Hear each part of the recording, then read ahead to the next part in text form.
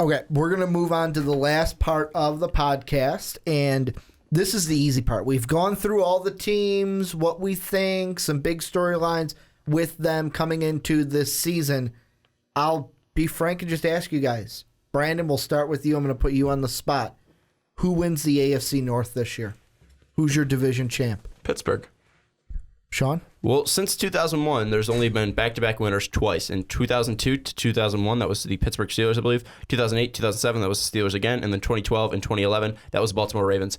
Bengals are not going to do it. I'm actually going to take Baltimore here because I think they're going to be coming back from injuries. I think they're going to be able to win some games. I think they're going to go at least 10-6, and I think the Bengals will go like 9-7, 10-6, and then Baltimore will have the tiebreakers there. I think Baltimore's going to take it. The way I see it going down for the division is I can't pick anybody but the Bengals, because to me, when Andy Dalton's on, and for the Bengals, the only thing that makes me kind of I shouldn't pick them is that number 2 wide receiver spot. However, it's Marvin Lewis. What too. I think is, but Marvin Lewis can get them to the playoffs. It's anything beyond that. You can go to the playoffs. You can go to the playoffs as a wild card team. I know, but I think they're going to win the division.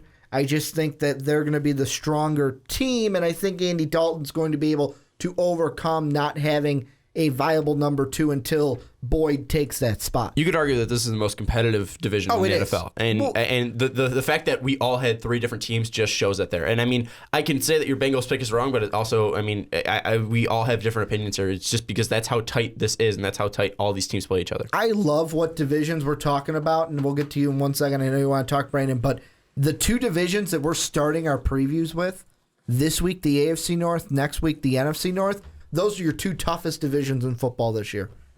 Yeah. And that's what I think. You guys know the NFC North, I've said, the 3 playoff teams just from that one division. Tightest or best teams? Both. With the best? No, I'm just talking like tightest, you can say it's the AFC East or the AFC South because they're just... I'm just saying the NFC North has the same thing that we're talking about here. There are the big thing where, are the Packers going to win it? Are the Vikings going to win it? But then there's some people that are like, John Fox second year. The Bears could make a surprise this year. With this division, though, the AFC North, it's kind of like when we're on the fast break. Until I'm proven otherwise, I'm right now going to say the Bengals. What were you going to say, Brandon, before I ask for wild card teams? I mean, you talk about smash mouth football. This is definitely it. This is the division for it. And those 3 teams at the top, they'll be fighting it out with each other all season long. I feel like we are going to get a wild card team from this division. Here's how I think it's going to go. My pick of Bengals winning the division, and we're going to have 1. Whoever wins the more games between them, the Steelers and the Ravens, they're just going to duke it out between each other to win that wild card spot from this division. I agree that there's one. It's going to be the Bengals just because I do think they're still a good team. I think they're going to at least tie with Baltimore, and Baltimore's just going to have the tiebreaker there. So you're going Ravens and Bengals playoff teams? Ravens and Bengals, and then my other playoff wild card team will come from the AFC West, whether it's the Chiefs, Raiders, or Broncos. I think it's going to be a tight race, and I don't think the Steelers are going to be that bad either. I think they're going to go 8-8 at worst. I just think that Baltimore is going to win the grueling tough battles just because they're all coming back from injury, and hopefully as long as they can stay healthy. I mean, they won 5 games, everyone not even healthy. I mean, This team is still good, and this team still has great pieces in place. How about you, Brandon? Any wild card teams? Yeah, I could see Cincinnati being theirs in the wild card. I could see them being one of the wild card teams for sure. Because I don't think they win the division. Baltimore, I don't think really... I don't think they do enough.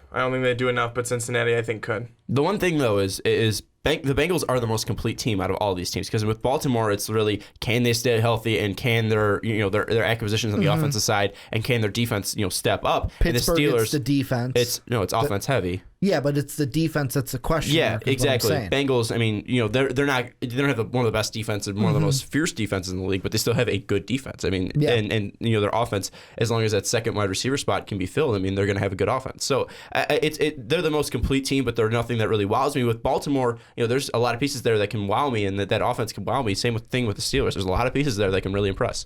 And the one thing I want to say for these predictions, kind of as a disclaimer, as it's kind of unfair for these predictions at the beginning of June because don't make excuses. There could be something that changes, like, I don't know, Andy Dalton gets injured, no TAs, and obviously things are going to change slightly, but unless there's a huge catastrophic change, I don't think any of our predictions will change. I just throw out that disclaimer for these early ones.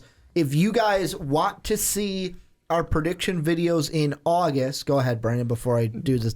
The sign off, yeah. One final thing I wanted to say is, Cleveland, I'm really sorry. Not only are you going to do anything in football, but your chances are already gone. Even when you make it to the finals, you still piss it away. You just reminded me of the last question. Yes or no, Cleveland top 5 pick. Their own pick, not the Eagle pick. Yeah, without a doubt. Top 3 pick? Yes. Number 1 pick. Okay, so it's a top 3. They'll have 1 and 2 because Philly will be the worst team. How about you? What do you think? What pick will they get? Are they in the top 5, the top 3? They're top 5.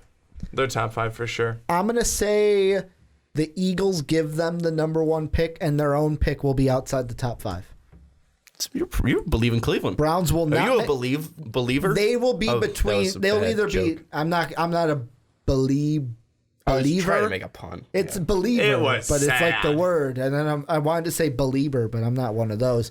They're either going to have the 6th, 7th, or 8th pick, I think, this year in the draft. So there's a little hope for you, all you Believeland fans out there. See, that's how you make a joke. If anything, I mean, I think they want to tank. I mean, just give them a better player so they'll be better down the road. Fine, top 5 pick. There you go. That's what you want to hear. But that's going to do it for the onside kick.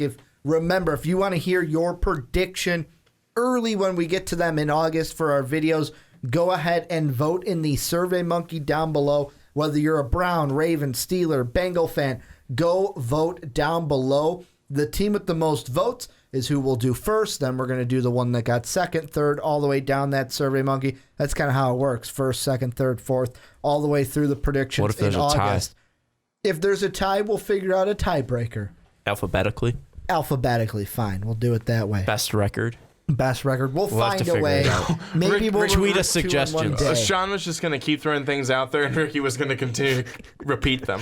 Yes, we'll find a way. Best quarterback? If there's a tie, Tom Brady wins no matter what in that. Best argument. best hairdo. I mean, we'll do best jersey color. We'll do best jersey. We'll do highest jersey number. It was a team from the AFC.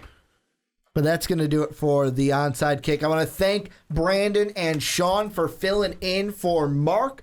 Hopefully he is back next week. Ricky is saying, all the Mark, sun. Please come back next week. I can't do it with these morons again. No, I enjoyed having you guys here. It's always a blast. You can hear the lying in your voice. I am not lying. We enjoyed being here. Thank you so much for having us. It was fun. You guys can itching to get out the door. As you were putting on your sweater while I'm signing off this podcast. It's a sweatshirt. You can follow and it's Notre Dame for the people who can't see at home.